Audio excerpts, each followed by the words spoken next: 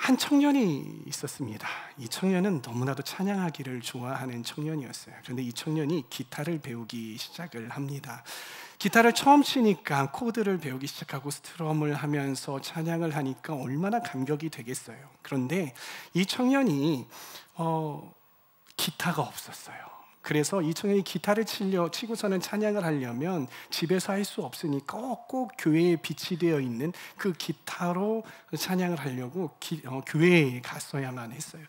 근데 교회에서 그렇게 찬양하고 이렇게 하는데 이 청년이 작은 소원이 하나가 있었습니다. 그 작은 소원은 뭐냐면 내 기타, 비싸지는 않아도 내 기타가 있었으면, 그래서 집에서나 어디서나 가지고 다니면서 찬양을 할 수 있는 그런 기타가 있었으면 좋겠다라는 그러한 생각을 했습니다.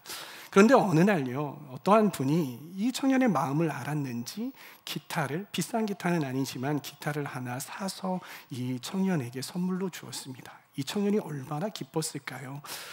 내가 늘 그렇게 가지고 싶어 하던 기타도 가졌고, 그리고 내가 산 것이 아니라 누군가가 선물로 주었다고 생각을 하니까 하나님이 주셨구나라는 그러한 생각이 들겠죠. 기타를 너무나도 아꼈어요. 찬양할 때마다 기타 치고, 또 어디 기스난 데 없나 보고, 좀 찬양하면요 기타 여기에 침이 잔뜩 튀거든요. 그러면은 헝겊 가지고 해가지고서는 또 닦고 애지중지하던 기타였습니다. 그런데 어느 날요, 교회 기타를 가가지고 찬양을 하고 이러다가 있는데 친구 한 녀석이 너 그 기타 잠깐 빌려주면 안 돼? 나 그 기타로 찬양하고 싶어 라고 하는 거예요. 그래서 이 청년은 어떻게 했겠어요? 그래 알았어 하고서는 기타를 그 친구에게 빌려준 것 아니겠습니까? 근데 그 친구가 그 기타를 가지고 나가면서 교회에 그 신발장 옆에다가 딱 비스듬히 세워놓고 신발을 신고 있는데 갑자기 와당탕 하는 소리가 들리는 겁니다. 불길한 예감에 고개를 딱 하고 봤는데 아니나 다를까 기타가 이 미끄러운 대리석 바닥에 미끄러져 가지고 부서진 거예요. 넥도 부러지고요. 그리고 기타 여기저기에 상체기가 난 거예요. 이걸 어떡하지? 그런데 그 친구가 황급하게 사과를 합니다. 미안 이거 어떻게 미안. 근데 그 공간에 있던, 그 예배실의 공간에 있던 모든 사람의 시선은, 관심은 누구를 향해 있겠습니까? 기타와 그리고 기타의 주인인 이 청년을 향해 있는 거예요.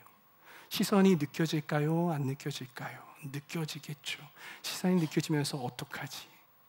그 미안하다는 말에 마지못해서 괜찮아, 고쳐서 수리했었으면 되지 하고 해서 그 상황을 마무리했습니다. 그런데 괜찮은 줄 알았는데 이 부서진 기타, 물론 수리는 하긴 했지만 금이 가 있고 여기저기 상처가 나 있는 그 기타를 바라보면서 마음이 쓰린 겁니다. 그런데 거기에 더해서 이 기타를 부서뜨린 친구가요, 갑자기 어느 날 자기도 좋은 기타가 생겼다고 하면서 교회에 가지고 와서 사람들에게 자랑하고 있는 겁니다. 무슨 생각이 들었을까요? 저거 살 돈에 내 기타를 고쳐주든지 아니면 나한테 기타를 새 거를 사줬으면 얼마나 좋았을까라는 그러한 생각이 들어서 너무나도 서운하고 너무나도 화가 나고 그 친구의 얼굴을 제대로 바라볼 수가 없는 거예요. 사랑하는 성도 여러분, 이 청년이 자기의 친구를 제대로 용서한 것일까요? 여러분도 이러한 경험 있지 않습니까? 누군가가 나에게 정말 큰 상처를 줬어요. 근데 그 사람이 그 상처를 준 거를 알고서 미안하다고 사과를 했습니다. 그런데 그 사과를 했음에도 불구하고, 그리고 그 사과를 했고 내가 용서를 해줬어요. 근데 용서해줬음에도 불구하고 내 마음 한켠에 자꾸 서운한 마음이 있는 거예요. 자꾸 보상받고 싶은 그런 마음이 있는 것이죠. 그리고 그 친구에 대한, 그 사람에게 대한 서운한 감정이 가시지가 않는 그러한 경험 있으십니까? 오늘은 말씀을 통해서요, 진정한 용서가 무엇인지, 그리고 하나님께서는 왜 말씀에서 우리를 향하여서 용서해야 한다라고 말씀하고 계시는지 함께 말씀을 나눠보기를 원합니다. 여러분, 저희 집에는요 남자 아이들 둘이 있습니다. 네. 여기서 중요한 거는 남자 아이들 둘이 있다는 거예요. 이 남자 아이들 둘 키우신 분, 저기 누구도 이제 키우고 계시고 아시잖아요. 이 남자아이들 둘을 키우면은 어때요? 평온하죠, 집이. 제 둘째를 가졌을 때요. 첫째는 이미 남자애고 둘째를 가졌을 때 산부인과를 아내하고 같이 갔어요. 그런데 배에 그 초음파 검사를 하는데 뭐가 달렸네요 그러는 거예요. 아내는 그때까지 현실을 부정하고 싶어 했죠. 근데 두 번째를 갔는데 붙었네요. 거짓말하지 마세요. 붙었다고요. 이렇게 됐어요. 그래서 이제 저희 어머니한테 전화를 했어요. 근데 참고로 저희 어머니는요, 저 그리고 제 남동생 남자 둘을 키우신 분이거든요. 근데 제 아내가 저희 어머니한테 전화해서 둘째도 남자래요 그랬더니 저희 어머니가 어떻게 반응하시는 줄 아세요? 전화기 너머로 와 하고 웃으시는 거예요. 왜요? 쉽지 않다는 거죠. 그만큼 쉽지 않고 이게 공감이 되는 거예요. 그렇게 웃으시더라고요. 남자아이들이 둘이 있으면요, 요즘 방학이잖아요. 이 방학 시즌에 되면 아주 집이 난리가 납니다. 왜 난리가 나요? 둘이 자주 다퉈요. 다투면서 서로 의견 조율하느라고 여념이 없습니다. 한 아이는 이 상대에게 넘어가지 말아야 하는 선이 있는데 그 넘어가지 말아야 하는 선을 홀라당 넘어버리네요. 그리고 한 아이는 그 선 안 넘어왔으면 좋겠는데 그 선을 홀라당 넘어오니까 어때요? 마음이 속상한 거예요. 속상한 거예요. 그러면 이렇게 둘이 그래서 부딪히는 거예요. 그러면 부모로서 둘을 중재해 줘야 돼요? 말아야 돼요? 중재해 줘야 돼요. 화해하도록 자리를 만들어 줘야 돼요.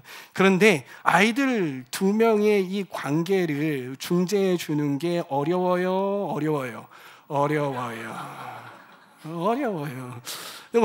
다른 선택지를 드리지 않겠습니다. 그냥 어려워요. 이 남자애들 단순한데도요, 이게 어렵단 말이에요. 가정 안에서 이 형제 둘을 이렇게 화해하는, 그러니까 둘이 다투고 화해하고 이러한 모습을 보면서요, 이 가정 안에서 또 작은 하나의 사회를 보게 되는 것이에요. 우리가 항상 남들에게 잘하지만은 않잖아요. 표정이 왜 그러세요? 항상 잘하는 것처럼. 네. 늘 잘하지만은 않잖아요. 때로는 나도 다른 사람에게 잘못하기도 하고 또 남들이 나에게 잘못하기도 하죠. 그런 상황이 오면 어떤 일이 벌어집니까? 서로 다투고 관계가 단절되고, 그렇죠. 그리고 관계가 단절되고 또 관계가 깨어지기도 합니다. 그 깨어진 관계는 회복이 되어야 하는 거죠. 그 관계를 회복하게 하는 것이 무엇입니까? 사과하는 것과 그리고 용서하는 것, 이 두 가지인 것이죠. 성경에서 말하는 단순한 진리는 무엇입니까? 여러분, 성경에서 뭐라고 이야기를 해요? 잘못한 사람이 사과하거든 용서해 주어라 라고 이야기를 하고 있죠. 그러나 용기 내서 사과하는 것도 어렵고요. 그런데 그보다 더 어려운 것은요, 상대방을 온전히 용서하는 것이 참 어렵다라는 것을 살면서 느끼게 됩니다. 아이들을 중재해 보면은요, 이게 왜 이렇게 사과하고 또 용서하는 것이 어려운지를 알게 돼요. 그게 왜 그러냐면요, 이 두 아이들의 욕구가 달라요. 사과하려고 하는, 그러니까 내가 잘못해서 사과하려고 하는 이 사람의 욕구는 무엇이냐면요, 시간이에요.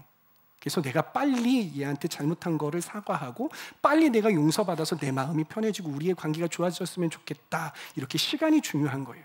그런데 용서를 해야 하는 사람은요, 시간이 중요하지 않아요. 내 마음이 중요해요. 상처받은 마음이 온전히 치유되기를 원합니다. 온전히 나아졌으면 좋겠어요. 그래서 진정성 있는 사과를 들었으면 좋겠고 그런 과정들을 충실하게 밟아 나아갔으면 좋겠다라는 그런 생각이 든다라는 거예요.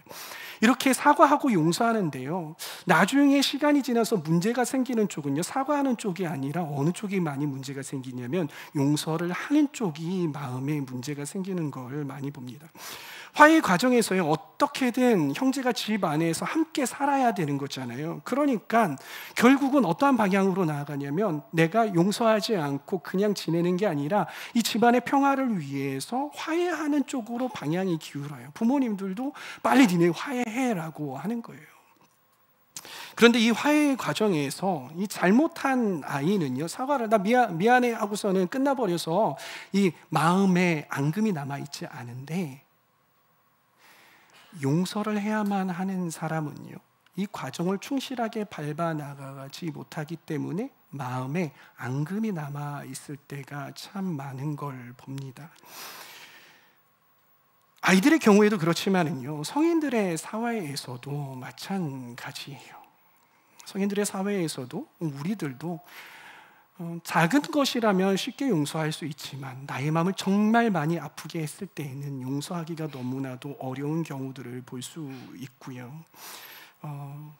그래서 아파하는 경우가 많아요. 그렇기 때문에 우리는 용서라는 것을, 이 용서라는 주제를 대할 때요, 단순하고 가볍고 아주 심플한 거야 라고 대해서는 안 된다라는 것입니다. 그리고 용서하지 못하면 마치 쿨하지 못한 것이고, 그리고 잘못된 것처럼 이 용서에 이렇게 생각을 하고 이렇게 말하고, 그리고 용서하는 과정을 충실하지 못하게 하면은요, 반드시 문제가 생긴다라는 것입니다.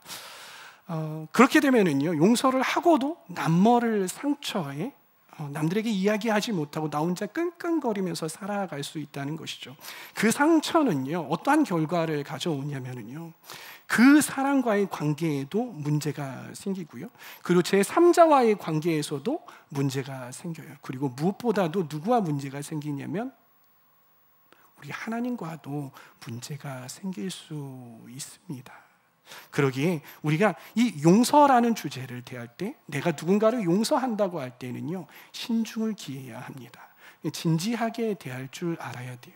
그리고 사과를 하는 사람도요, 이 사과를 하고 용서를 받을 때 신중하고 아주 중요하게 생각을 해야 한다는 거예요. 그 과정을 잘 지켜보고 기다리고 함께 해 나가야 된다는 것입니다. 여러분, 우리 너무나도 잘 알고 있는 이야기 한번 해볼까요? 한 나라의 왕이 있었습니다. 그리고 그에게는 신하들이 있었죠. 왕이 신하들의 빚이 얼마나 있나 이것들을 헤아려 보려고 모든 신하들을 불러 모읍니다. 너는 얼마 있고 너는 얼마 있고 너는 빚이 얼마 있고 이렇게 됩니다. 다 왕에게 빚진 것이죠. 근데 한 신하는요, 빚을 너무 많이 졌어요. 천문학적인 빚을 졌어요. 그래서 왕이 안 되겠다, 너 그 빚 갚아라라고 했어요. 근데 이 신하에게는 그 빚을 갚을 수 있는 능력이 없어요. 온 재산을 팔아도 갚을 수가 없는 거예요. 근데 이 당시에는요, 내가 빚을 갚을 능력이 안 되면 어떻게 해야 했냐? 우리 가족들을 팔아야만 하는 그러한 일이 있는 거예요. 그래서 나의 가족이 팔릴 위기에 처해 있는 것이죠. 눈앞이 캄캄해진 신하는 땅에 엎드려서 이렇게 말합니다. 조금만 참아주시면 안 됩니까? 조금만 참아주십시오. 제가 언젠가는 다 갚겠습니다. 분할해서 갚겠습니다. 그러니 참아주십시오라고 이야기를 하는 거예요. 여러분, 천문학적인 액수입니다. 참아줄 수 있겠습니까? 그런데 놀랍게도요, 이 왕은 참아줄 뿐만이 아니라 그가 졌던 모든 빚을 다 면제해주고 탕감해 주었습니다. 이 신하는 어땠습니까? 너무 신이 난 거예요. 야, 나는 자유야 하면서 밖으로 뛰쳐나갔습니다. 그런데 제일 먼저 찾았던 사람은 자신의 친구예요. 이 친구 어떤 사람이었냐면 자기에게 빚을 진 사람이죠. 그런데 이 친구에게 다가가서 이야기하는 겁니다. 돈 내놔. 내가 너한테 빌려준 그거 있잖아. 이제 갚을 때가 됐지. 갚아라. 그랬더니 이 친구가 뭐라고 합니까? 정말 미안해. 내가 지금 당장 갚지 못하겠어. 조금만 참아줘. 그런데 이 신하에게는 인내심이 없습니다. 아니, 안 돼. 지금 당장 갚아. 아니, 못 갚겠어. 정말 미안해. 이 신하가 어떻게 했습니까? 친구를 감옥에 쳐 넣어 버렸습니다. 이 소식을, 이 장면을 주위에 있는 사람들이 봤어요. 안타깝기도 하고 화가 납니다. 그래서 왕에게 달려갑니다. 왕이시여, 이 당신의 신하가 당신에게 모든 빚을 탕감받고서도 자기 친구한테 가가지고 돈을 내놓으라고 합니다. 못 갚는다고 하니까 그 사람을 감옥에 집어넣어 버렸습니다. 어떻게 합니까? 왕이 화가 났습니다. 그래? 알았어. 그 신하 당장 내 앞으로 오라고 해. 신하가 왕 앞에 왔습니다. 왕이 신하에게 무엇이라고 말합니까?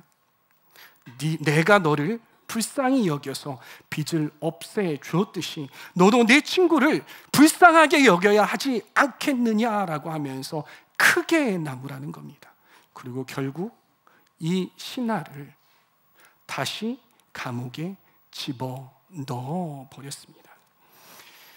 여러분, 이 이야기 어떠한 이야기입니까? 이 이야기는 우리가 오늘 본문으로 읽었던 마태복음 18장에 있는 이야기이죠. 이 이야기는 어떠한 이야기입니까? 하나님과 그리고 우리 이야기, 우리를 용서하시고 또한 우리에게 용서를 원하시는 하나님과 우리 이야기인 것이죠. 하나님께서요, 우리를 용서하신 과정을 이렇게 보잖아요. 그러면은요, 용서가 무엇인지 우리는 알 수 있습니다. 우리 용서가 무엇인지 함께 알아가 볼까요? 용서라는 말은요, 헬라어로 무슨 말이냐면 아피에미라고 합니다. 뭐라고요? 아빠 에미가 아니라 아피에미. 저도 이제 약간 이제 눈이 좀 침침해지면은 그렇게 읽혀요. 그래서 아피에미.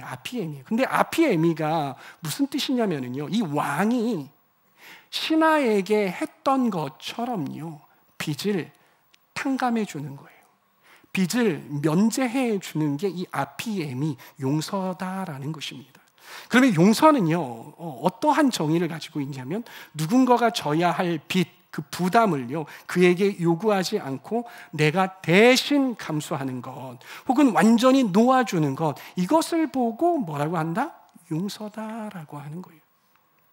그래서 오늘 말씀 본문에서 본 용서, 그리고 이 성경 이 용서라는 단어를 통해서 본 용서, 이 용서는 어떠한 것이냐? 두 가지로 나눌 수 있는데, 첫 번째 용서는요, 상대방과 나를 동일하게 여기는 거예요. 어떻게 해요? 상대방과 나를 동일하게 여기는 거예요. 여러분, 우리가 용서하는 게 왜 잘 안 될까요? 여기 용서 잘 안 되시는 분 손 들지 마시고 오른쪽 발가락만 드세요. 용서가 잘 안 되는 분 왜 안 될까요? 용서가 안 되는 이유가 무엇이냐면요, 너랑 나랑은 달라라고 생각하기 때문이에요.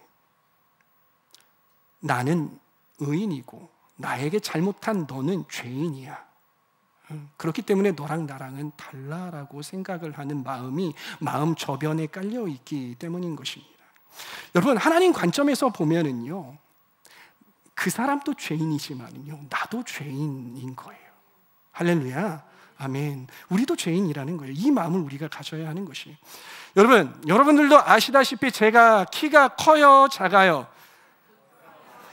커요. 누구예요? 저는 제가 알아요. 키가 그렇게 큰 편은 아니에요. 그렇다고 제가 키가 작다고 어디 가서 찌그러서 나 키가 작아 이러고 다니던가요? 아니요. 저는 당당합니다. 키 큰 사람이 와서 키 작네 그럼 웃기지 마. 야, 너 키 작아가지고서는 오는 편리함이 얼마나 많은지 모르지. 난 이런다고요. 네. 키가 작으면은요, 불편한 거 별로 없어요. 편리한 게 더 많습니다. 할렐루야. 키 작아보신 분들 도와주세요. 할렐루야. 그런데 제가 살면서 늘 키가 작아도 행복했던 것만은 아니에요. 청소년기 그리고 청년 초반기에 키가 작아가지고 좀 걱정이 됐어요. 왜 걱정이 됐냐면 장가 못 갈까 봐 걱정을 했어요. 자매들 키 큰 남자 좋아요? 키 작은 남자 좋아요? 왜 대답을 이게 여러분들 대답을 안 하시는데요. 자매님들, 큰 사람이 좋아요 하는 마음의 소리가 막 환청이 들리네요. 제가 작은 키 때문에 장가를 못 갈까 봐 걱정을 했어요. 나 키 작아서 어떡하지? 이거 늘릴 수도 없고. 키 커지는 방법이 막 어떤 수술을 해가지고 뼈를 자른 다음에 늘려가지고서 놓으면 키 커진다 막 이런 것도 막 보고 막 그런 거예요. 근데 제가 키 커질 수 없다라는 걸 깨닫고 막 힘들어하고 있는데 한 분이 저한테 와가지고 이야기를 하는 거예요. 야, 경우야, 180m든 2m든 그거 다 필요 없어. 왠 줄 알아? 63빌딩에 한번 올라가 봐. 63빌딩에 올라가면 2m든 3m든 너든 위에서 이렇게 쳐다보면 머리 까만 거 점 하나씩 보여. 2개야. 그래서 똑같아 라고 이렇게 이야기하는 거예요. 얼마나 위로가 되든지 그래, 하나님께서는 내가 키가 작아도 어차피 나를 귀하게 여기시니까 상관없어. 그리고 하나님께서 그러니까 뭐 자매 주시겠지라고 생각을 하고 자유롭게 살았더니 짜잔, 결혼해서 애 낳고 잘 살고 있다라는 사실. 우리가 사회 뉴스를 보잖아요. 뉴스에 사회라는 어떤 거예요? 범죄들이 많이 나오죠. 그러면 이런 심각한 범죄가 일어났습니다. 어떤 살해 사건이 일어났습니다. 사기 사건이 일어났습니다. 막 그런 사건의 뉴스를 보면서 여러분 어떻게 반응하십니까? 에이구, 어떻게 저런 사람이 이 대한민국에 있을 수 있지? 저런 사람은 잡아다가 저기 섬 한가운데 혼자 살라고 무인도에다가 집어쳐놔야 돼라는 그런 막 의분이 일어나는 거예요. 사형시켜야 돼 막 이러한 이야기를 해가면서 혐오에 막 이렇게 이야기를 한다라는 거예요. 그런데 저 높이 계신 하나님 관점에서 보면 어떨까라는 생각을 해보셨습니까? 어떻습니까? 그 사람도 인간의 죄를, 도덕적인 죄를 지어서 죄인이듯이 나도 죄인. 그러나 우리가 범죄한 사람의 죄를 봤을 때에는 이렇게 되지만 하나님께서 바라봤을 땐 따라해봅시다. 도찐개찐. 쌤 그게 그거. 우리 모두 다 죄인이라는 거예요. 하나님께서는 우리를 그렇게 보신다라는 것입니다. 내가 더 의인인지 그 사람이 더 의인인지 달아보는 것은 의미가 없는 일이라는 것입니다. 여러분, 두 번째 용서는요, 어떠한 거냐면요, 용서는 상대방의 빚을 그에게서 받아내지 않고 내가 대신 부담하는 거예요. 누가 부담한다고요? 자, 요 말이 어떤 뜻이냐면요, 자, 여기 휴대폰이 있습니다. 삑. 다음 정류장은 작전입니다. 제가 휴대폰을 가지고서는 이렇게 보면서 그냥 기차를 기다리고 있어요. 전철을 기다리고 있어요. 그런데 갑자기 옆에서 어떤 아주머니가 막 달려오셔가지고 저를 팍 치고 가는 거예요. 그랬더니 이 휴대폰이 어떻게 돼요? 하고 떨어지네요. 달가락 하고 떨어졌어요. 어이구, 집어들었더니 웬일, 휴대폰 액정이 와장창 다 깨져버렸네요. 이 아주머니가 뭐라고 하는 거예요? 정말 죄송해요. 제가 바빠가지고요. 어떡해. 제가 어떻게 해야겠습니까? 괜찮아요. 고치면 되죠. 가세요. 그러나 예수 믿으세요. 전대장으로. 용서는 어떠한 것이냐면요, 그렇게 보냈어요. 그런데 이 부서진 액정 값을 그 사람에게 청구하는 건 용서가 아니에요. 그 액정 값을, 부서진 액정 값을, 수리비를 청구하지 않는 것이 그게 용서인 것입니다. 그럼 어떻게 해야 됩니까? 부서진 액정이 그냥 용서하면 없어집니까? 아니요, 그냥 있다고요. 부서져 있다고요. 그러면 나는 선택을 해야 되죠. 이거를 내 돈을 들여서 고칠지 아니면 그냥 부서진 상태로 쓸지. 그 사람에게 청구하지 않는 것, 완전히 면제해 주는 것, 이것이 바로 뭐다? 용서다라는 것이에요. 그렇죠? 뭔가 무겁죠. 여러분, 그런데 우리는 아시잖아요. 우리에게 빚이 있어요. 어떤 빚입니까? 어떤 빚이에요? 생명의 빚이에요. 어떤 생명의 빚입니까? 우리는 죽을 수밖에 없는 죄인이죠. 맞아요. 죽을 수밖에 없는 죄인이에요. 그런 그 죄인은 어떻게 되어야 됩니까? 사망에 이르르는 그러한 죄의 결과가 있는 것이죠. 그런데 그걸 아셨어요. 누가요? 우리 하나님이. 그럼 어떻게 하셨습니까? 하나님께서 우리를 용서하셨어요. 근데 용서하셨는데 완전히 용서하셨어요. 자, 하나님께서 우리를, 내가 너희를 용서한다고 하면서 예수 그리스도를 대신해서 우리를 위해서 죽게 하심으로 말미암아 우리의 모든 죄가 없어졌어요. 그런데 하나님께서, 야, 봤지? 너 용서 받았어. 너 구원 받았어. 이제 그러니까 갚아야지. 갚아라고 말씀하시나요? 아니요, 그러시지 않으신다고요. 용서는 예수님이 십자가의 죽으심으로 말미암아 단번에 끝난 것입니다. 우리는 그렇게 용서를 받았습니다. 자, 여기까지 왔는데요, 이쯤 되면은 조금 머리가 빨리 돌아가시는 분은 이제 조금 억울해하실 거예요. 거봐, 설교는 내가 용서라고 해가지고 뭔가 좀 다를 줄 알았더니 결국은 용서하라는 거구만, 의무적으로 용서하라는 거구만, 그럴 줄 알았어라고 생각을 하시는 분들이 계실 것 같아요. 왜냐면은요, 안 그래도 상처만 나서 상처를 받아서 그 상처 때문에 힘들어하는 나인데 의무적으로 그 미운 사람을 용서하라고? 억울하잖아요. 뭔가 이건 아닌 것 같잖아요. 그렇지 않습니까? 여러분들이 부모님들에게 이런 이야기 들어보셨는지 모르겠습니다. 네가 언니니까, 네가 오빠니까, 네가 형이니까 참아. 네가 용서해. 네가 먼저 용서해. 네가 조금 더 마음이 너그럽고 네가 넓으니까 네가 용서해 라고 하면서 그 상황이 지나가기를 바라는 부모님의 이야기 들어본 적 없으십니까? 부모 여러분, 혹시 자녀를 그렇게 가르치고 계시지는 않으십니까? 여러분, 이렇게 하면 안 됩니다. 이건 율법이에요. 진리는 그렇게 이야기하지 않습니다.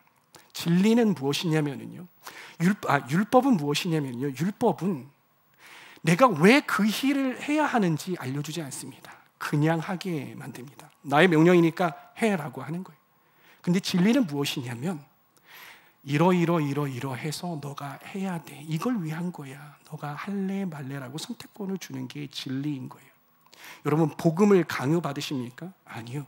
복음은요, 진리는요, 우리에게 선택권이 있어요. 예수님을 믿을지 말지.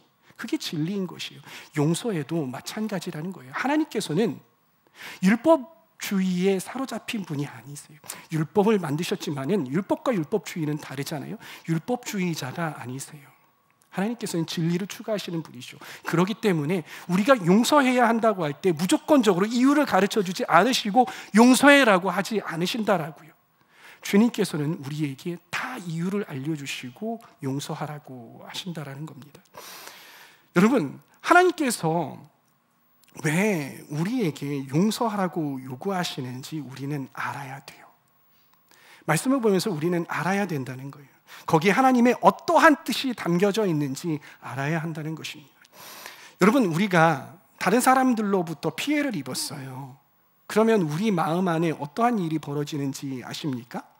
어떠한 일이 벌어지냐면요, 첫 번째, 자기 연민이 생기기 시작을 해요. 자기 연민이 뭐예요? 내가 세상에서 제일 불쌍한 사람인 것 같아. 내가 이런 일을 당했는데 너무 불쌍하지 않아? 이러한 생각이 드는 거예요. 제가 왜 이렇게 오바해서 연기하는 줄 아세요? 자꾸 눈을 감으세요. 눈을 뜨시기 바랍니다. 네. 이게 자기 연민이에요. 그러다가 이제 조금 더 나아가면 어떠한 일이 생기냐면요, 권리의식이 생겨요. 권리의식이 뭐냐면, 내가 이런 상처와 아픔을 당했잖아요. 내가 이런 큰일을 당했잖아요. 그러니까 나는 다른 사람들이 좋게 여기고 좋게 해줘야 돼. 나를 잘해 대해줘야 돼라는 그런 생각이 드는 거예요. 근데 다른 사람들이 나를 잘해줘야 되는데, 상처 입은 거 너 알잖아. 나한테 잘해줘야 돼 하는데 상대방이 막 저에 맞춰가지고 잘해줘요? 아니라고요. 평소하고 똑같이 해요. 그러면 어떠한 생각이 드냐면 서운해요. 인간이 싫어져요. 냉소적이게 돼요. 표정이 굳어가요. 사람들이 눌리게 되는 거예요. 그러면서 인간관계에 문제가 생기기 시작을 합니다. 용서하지 못하는 대상이 전 연인이었다면 어떨까요? 내가 전에 누구하고 연애하는데 그 사람이 나에게 너무나도 큰 상처를 주고 헤어졌어. 그러면 어떤 영향을 미칠까요? 인간관계 속에서 내가 다음에 연애하는 그 연애 대상하고 연애를 할 때요, 그 상처가 스물스물 올라옵니다. 용서하지 않았던 나의 그 상처들이 그 권리의식과 그러한 연민과 서운해하는 마음이 내 이 남자친구가 알아줬으면, 나를 사랑한다며 알아줬으면 좋겠는데 알아주지 못하고 그와 같은 모습이 발견이 될 때 화가 나는 거예요. 나도 모르게 감정적으로 변하고 상대방을 쏘아붙여버리고 하는 겁니다. 또 결혼했을 때에도 그 상처가, 용서하지 않은 그 상처가 남아있다면 결혼해서도 계속해서 나타나는 거예요. 부부관계 속에서.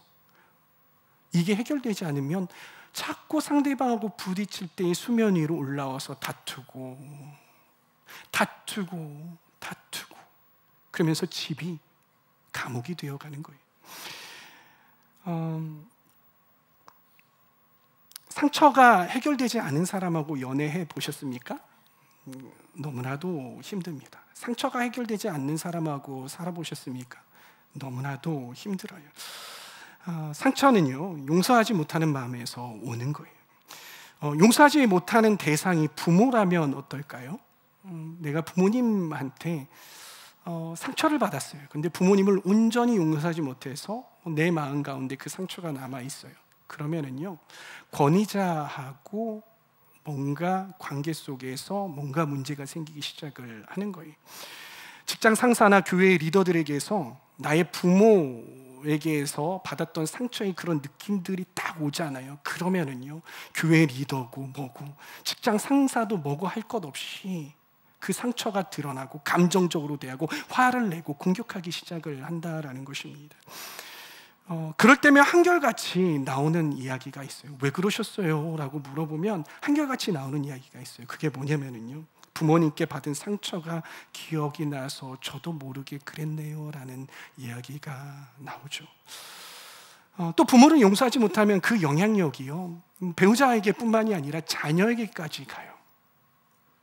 자녀를 대할 때요, 부모보다 더한 사람이 돼요. 내가 부모가 좀 권위주의적이어서 나에게 그렇게 권위로 눌렀잖아요. 그거를 용서하지 않고 해결되지 않았잖아요. 나는요, 그 부모보다도 더욱더 권위적인 사람이 되어서 자녀를 누르는 것을 볼 수가 있어요. 그리고 또 반대는요, 내가 부모처럼 되지 말아야지 하면서 가면을 쓰고 가면놀이를 할 때가 있다는 것이에요. 자녀를 양육하는 것이 자녀의 필요를 채워주면서 하나님의 사람으로 키워야 되잖아요. 그게 동기가 아니라 자신의 욕구를 채우는 것, 그러니까 자신의 욕구에 노란하게 되어 있다는 것이, 이게 부모를 용서하지 못하는 데에서 오는 그런 상처의 파편들, 결과들이라는 것입니다. 여러분, 마태복음 18장에 감옥이 몇 번 나오는지 아십니까? 이러한 관점으로 안 읽어보셨죠? 2번 나와요. 언제입니까? 하나는 이 신하가 자기 친구가 빚을 졌어요. 그리고 못 갚는다고 하니까 그를 어떻게 합니까? 감옥으로 쳐넣어버렸어요. 용서하지 않았죠. 용서하지 않으니까 타인이 감옥에 가게 되었어요. 또 한 번 나옵니다. 왕이 이 용서하지 않는 신하를 어떻게 했습니까? 감옥으로 보내는 거예요. 용서하지 못한 사람은요, 또 감옥에 들어가게 되는 거예요. 그래서 용서하지 못하면은요, 상대방을 감옥에 보내고, 또 용서하지 못하면 내가 감옥에 들어가는 거예요. 그럼 여기서 말하는 감옥이라는 의미가 무엇일까? 이것은요, 상처의 연속인 거예요. 상처의 감옥이, 우리 마음 가운데 상처 감옥에 빠질 수 있다. 어떨 때? 용서하지 않으면. 거기에는 진정한 자유함이 없다라는 것입니다. 늘 자기 연민에 빠져 있고요, 다른 사람들, 특히 권위자에게 서운하고요, 남편에게 서운하고요, 아내에게 서운하고 자녀에게 서운하고요. 사람들은 늘 나에게 상처 주는 사람으로 만들어버리죠. 연인관계나 부부의 관계의 열매가 사랑이 아니라 상처가 될 때가 많다라는 것입니다. 그리고 우리가 용서하지 못할 때 타인에게 상처를 주기도 하고요, 또 나 자신 또한 상처에 얽매이게 된다는 것입니다. 그러기에 우리는 용서해야 하는 것이죠. 그런데 하나님께서 왜 우리에게 용서하게 하실까? 그 진짜 이유가 무엇일까? 누구를 위한 것이다? 나를 위한 것이다. 왜요? 용서하지 못해서 오는 그 상처 감옥으로부터, 죄로부터 오는 그 상처 감옥으로부터 우리를 어떻게 하시려고요? 자유케 하시려고 주님께서는 우리에게 용서하라, 용서하는 길이 너희들이 그 상처의 감옥에서 빠져나오는 길이야라고 말씀하고 계시는 거예요. 그러기에 상처는 누구를 위한 것입니까? 나를 아프게 한 사람을 위한 것이기도 하지만은요, 그 무엇보다 먼저 나를 위한 것이라는 것, 하나님이 이렇게 좋으신 분이에요. 이 사실을 기억하시기를 바랍니다. 그러면은요, 이 다른 사람을 용서했어요. 용서했으면 나에게 떨어지는 거 아무것도 없으면 용서하겠습니까? 나 같으면 안 해. 유익이 있어야 되잖아요. 영적인 유익이 있어야 용서할 것 아닙니까? 그 유익은 무엇일까요? 그 유익은요, 관계의 회복이에요. 어떠한 관계가 회복될까요? 첫 번째는 하나님과의 관계가 회복이 되어집니다. 여러분, 용서가 결코 쉬운 게 아닙니다. 작은 일들은 우리가 마음 먹고서 그래 용서할게 라고 해서 어쩔 수 없이 용서를 해주지만은요, 나를 정말 씻을 수 없는 그 상처, 너무나도 아프게 했던 그 사람을 용서하는 거, 그 아픈 게 더 아플수록 용서하기가 어려운 것이죠. 그런데 나에게 상처를 준 그 사람을 용서하려고 발버둥 치게 되면은 우리가 결국은 가야 하는 지점이 있습니다. 그게 어디일까요? 그것은 바로 예수님이에요. 나와 같은 죄인, 죽을 수밖에 없던 죄인, 그 죄인을 주님께서 어떻게 용서하실까를 생각할 수밖에 없는 것이죠. 그러면서 와, 죽기까지 나를 용서하셨다고? 그 은혜가 느껴지는 거예요. 용서는요, 하나님의 말씀을 삶으로 살아내는 그러한 의미가 있는 것입니다. 어렵겠지만 이렇게 다른 일을 용서하면은요, 하나님과의 관계가 회복이 돼요. 근데 여러분, 하나님과의 관계가 깨어져 있으면 어떻게 되는지 아세요? 성장이 안 돼요. 영적인 성장이 안 되고 영적인 성숙이 안 돼요. 그래서 늘 이제 사회학 용어로 이야기하면 glass roof라고 하거든요. 그러니까 유리 천정이라고 해요. 상처가 있는 사람은요, 그 천정이 보이지 않게 이렇게 있는 거예요. 그래서 막 성장하다가도 그 보이지 않는 상처의 천정에 빵 하고 부딪히고 떨어지고 부딪히고 떨어지고, 이게 계속해서 반복이 된다라는 거예요. 그러면서 성장이 잘 일어나지가 않아요. 그런데 우리가 용서를 하면 그 상처가 거쳐지고 하나님과의 관계가 회복이 되면서 그 자리에 머물러 있던 영적 수준에서 성장하는 게 급격하게 성장이 일어나는 걸 볼 수가 있어요. 성숙하는 게 급격하게 성숙하는 경우를 볼 수가 있는 거예요. 저는 저와 여러분들이 다 그렇게 하나님과의 관계가 회복되어지고, 용서함으로 하나님과의 관계가 회복되어지고, 하나님을 향해서 잘 성장하고 성숙할 수 있는 사람이 되기를 바랍니다. 두 번째 관계는요, 나와의 관계가 회복이 돼요. 누구와의 관계? 나와의 관계. 여러분, 용서하지 않으면은요, 영적인 감옥에서 살아가요. 상처의 감옥에서 살아가요. 진짜 나를 힘들게 하는 사람이 누군지 알아요? 나에게 상처 줬던 사람이에요? 아니라고요. 나를 몰라주는 사람이에요? 아니라고요. 그 상처를 건드린 사람이 진짜 나쁜 사람이에요? 자기를 힘들게 하는 사람이에요? 아니라고요. 못 모르고 그냥 건드려지는 거예요. 나를 가장 힘들게 하는 사람은 누구냐? 바로 따라해봅시다. 나다. 자꾸 끄집어오는 거야. 아무렇지도 않은데 내가 그때 그거 어땠지? 그래, 그 상처 받았지. 이런 이야기가 있어요. 새가 내 머리 위로 지나가는 것은 막을 수 있어요, 없어요? 어떻게 막아요? 그냥 지나가는데. 근데 내 머리에 둥지를 트게 하지 못하게 할 수는 있다. 우리 어떻게 해요? 머리에 자꾸 둥지를 트는 거예요. 그게 걔가 그랬지. 어떻게 그랬을까? 어떻게 나쁜 마음을 먹어서 그랬지?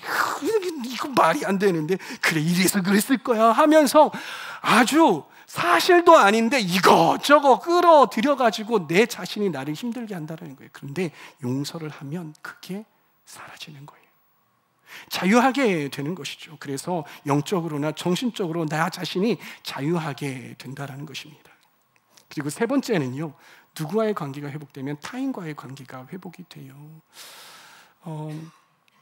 연인 관계에서 상처를 입어서 힘들어하는 분들을 종종 봐요. 그러면 이게 결혼을 해가지고 막 서로 부딪히고, 왜냐하면 그 상처를 받았기 때문에 남편이 그런 것들을 하고 있으면 그래, 뭐 남자는 다 그렇지, 쟤도 변함이 없어라는 그런 생각이 드는 거죠. 똑같아라는 생각이 드는 거예요. 그런데 그 상처가 치유가 되면은 하나님을 기대하게 되고요, 그 관계 속에서 진정으로 서로를 사랑할 수 있게 되는 거예요. 그러면 부부관계도 좋아지고 연인 관계도 좋아지고, 그리고 자녀와의 관계도 좋아지기 마련인 것이죠. 이렇게 타인과의 관계가 회복되어집니다. 이처럼 용서하면은요, 관계의 회복과 영적인 자유를 얻게 된다는 사실을 여러분 기억하시기를 바랍니다. 한 여집사님의 간증을 들었습니다. 여기서 말하는 여집사님은 성이 여씨가 아니라 여자 집사님, 오해하실까봐. 우리 교회도 여집사님이 계시죠? 네.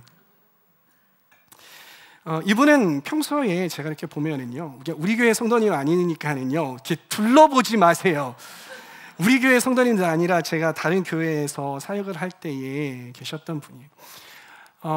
이 성도님들, 제가 이 성도님을 이 집사님을, 이 여 집사님을 가만히 이렇게 보면요, 평소에 늘 표정이 굳어 계세요. 찬양하고 이럴 때는 이렇게 밝게 이렇게 하시다가 또 금세 이제 표정이 굳어지시고, 또 어떤 일이 있으면 자꾸 잘 삐지세요.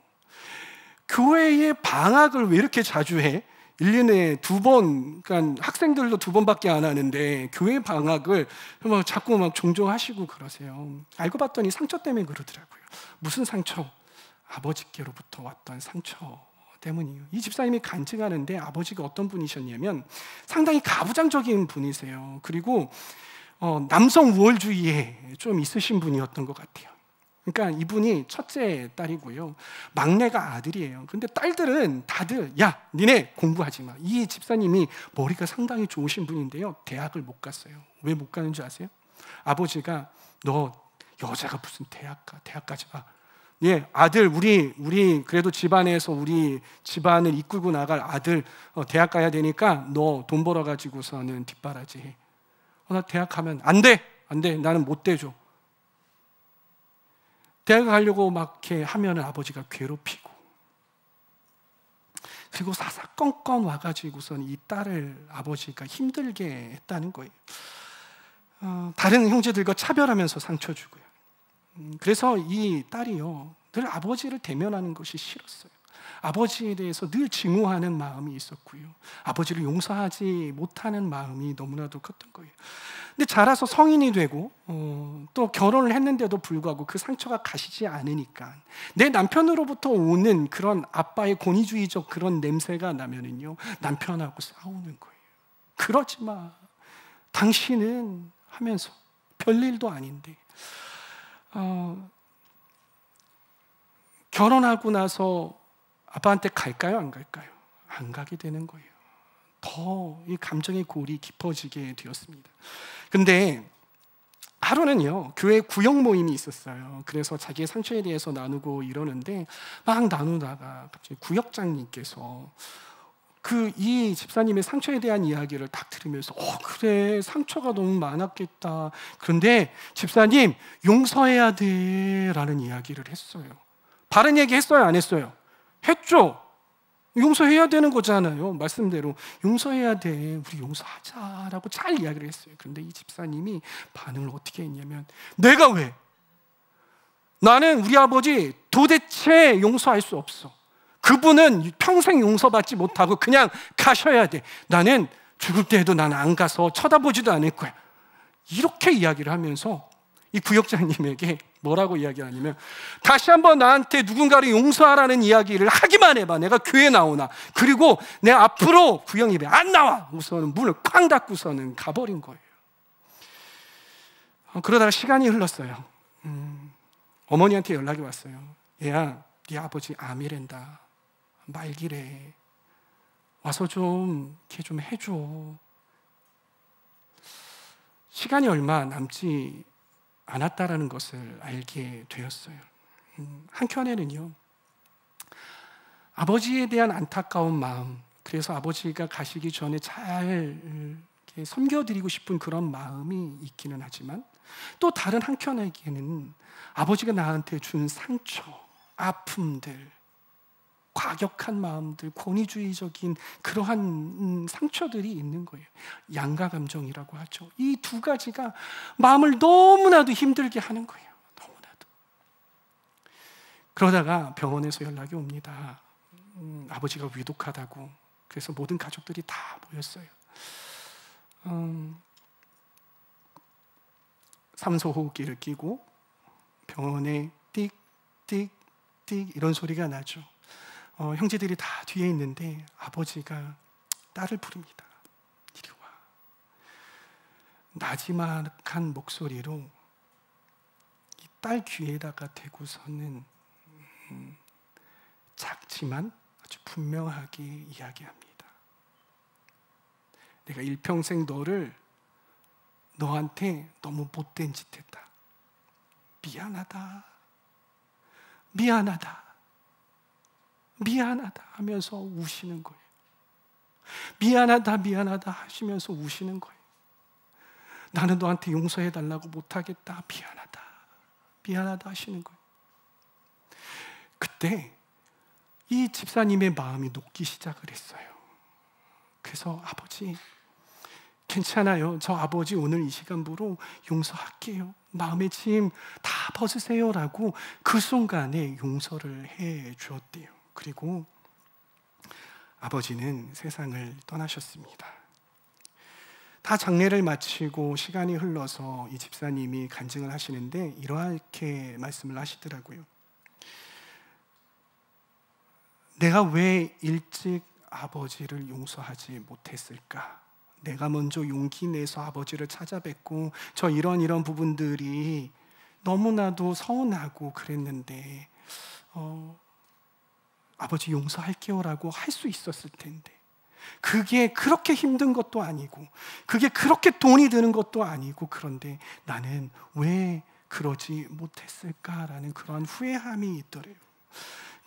그렇게 자라온 10년, 20년, 30년 그 평생의 세월이 너무나도 후회스럽다라는 거예요. 그런데도 이제라도 아버지를 용서하게 되어서 너무나도 기쁘다라는 거예요.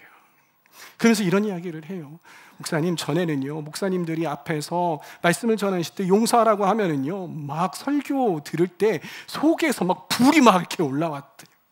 그런데 이제야 왜 목사님들이 이제야 왜 말씀에서 용서하라고 하는지 알겠어요.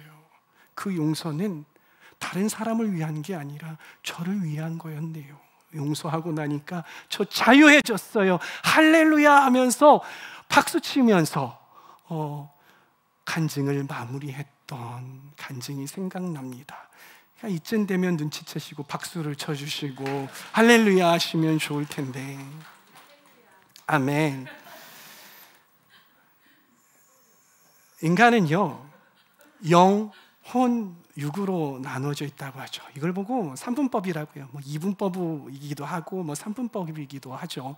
그런데 여러분, 이 영혼육에서 영의 기능이 어떤 건지 아십니까? 영의 기능은 하나님과 교통하는 거예요. 통신하는 그런 기능이 있죠. 그런데 영이 이 기능 한 가지만 한다고 하면 여러분들 반만 하는 겁니다. 영에는 또 어떠한 기능이 있냐면요, 영은 의지를 담당해요. 의지라는 게 뭐예요? 내가 주체적으로 무언가 결정하는 거예요. 그 결정한 것을 끊임없이 계속하게 나아갈 수 있게 하는 것, 지속력 있게 하는 것, 그것을 보고 의지라고 하는 것이죠. 그걸 어느 영역이 담당을 한다고요? 영이 담당을 하는 것이죠.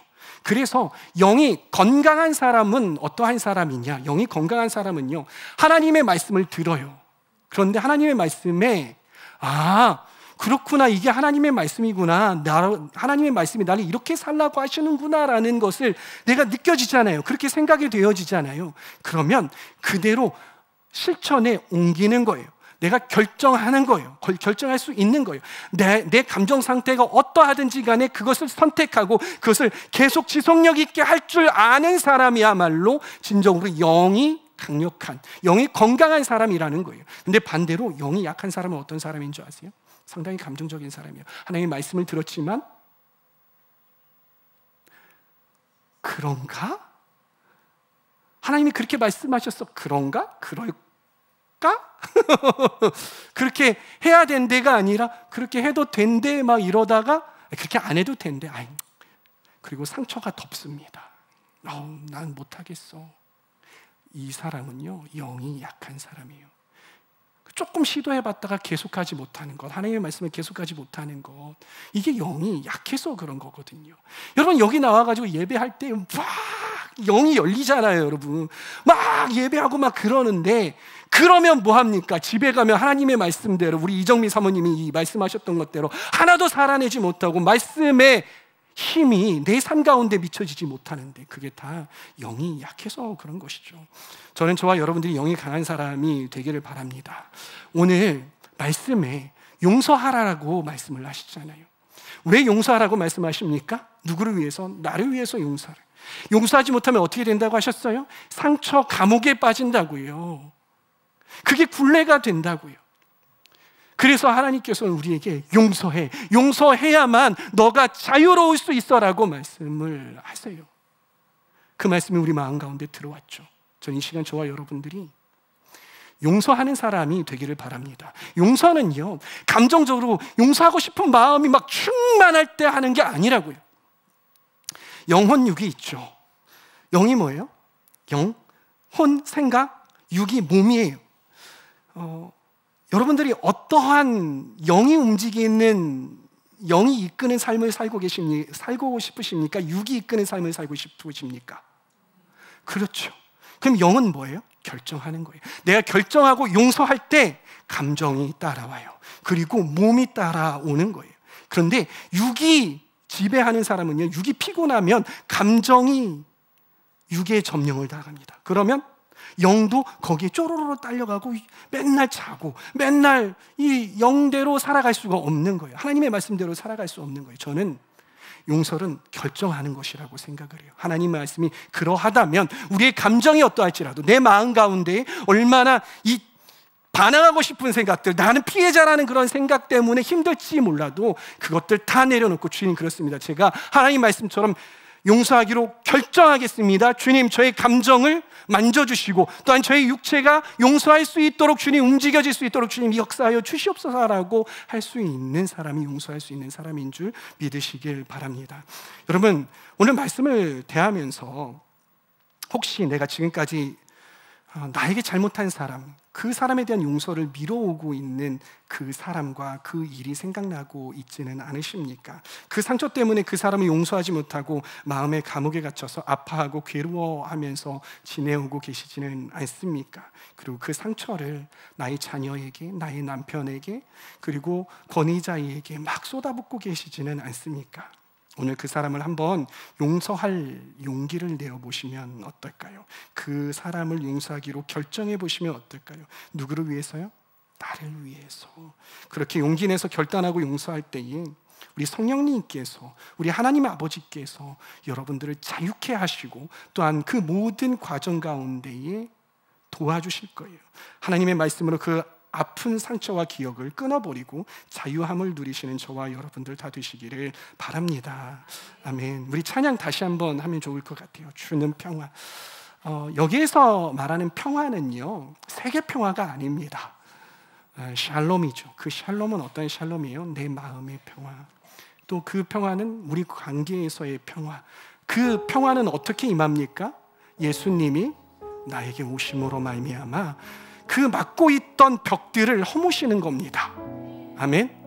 허무시는 거예요. 그럴 때에 우리 안에 그 예수님으로 인한 평화가 넘쳐나는 거예요. 그런데 염려가 되시죠? 내가 용기 내서 이렇게 용서를 해줬는데 내가 비참해지면 어떡하지? 아니요, 염려다. 어떻게 하라고요? 맡기라. 누가 하신다고요? 주가 하신다고요.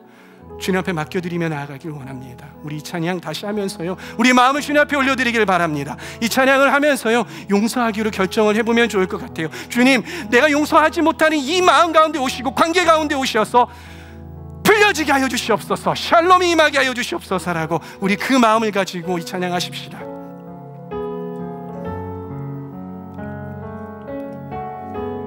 우리 불 잠깐 꺼줘볼까요?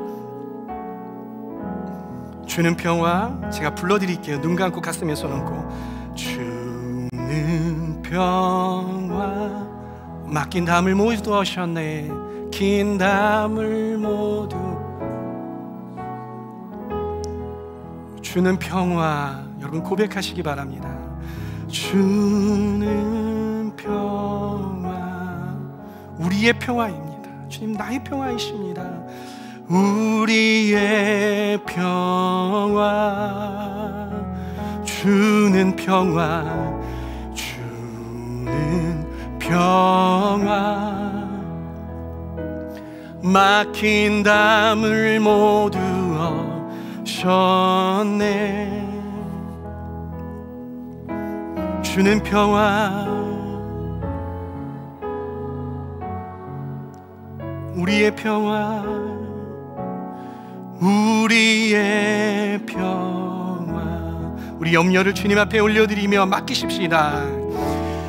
염려 다 맡기라. 주가 돌보시니 주는 평화 우리의 평화. 우리 다시 한번요. 염려 다 맡기라. 염려 다 맡기라. 주가 돌보시니 주는 평화 우리의 평화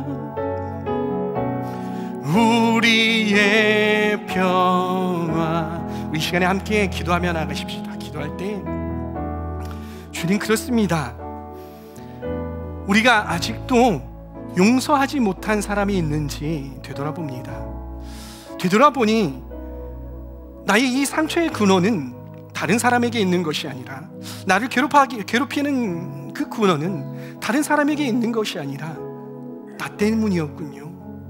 내가 용서하지 못하고 그 상처를 묵상함으로 말미암아 나를 상처의 감옥 안에 가둬두었군요. 주님, 성령 하나님, 지금 우리에게 오시옵소서. 평화의 왕 되신 하나님, 예수님, 우리에게 오시옵소서. 나에게 오시옵소서. 그래서 하나님이 용서하지 못하는 이 마음을 주님께서 어루만져 주시고, 예수님께서 우리의 모든 막힌 담을 허물어 주심으로 말미암아 주님, 회복되게 하여 주시옵소서. 막힌 담이 허물어지게 하여 주시옵소서라고 시간 주님께서 함께하여 주시어서 용서할 수 있는 그러한 시간이 되게 하여 주시옵소서라고 시간에 주여 한번 부르며 기도하며 나가시겠습니다. 기도합니다. 주여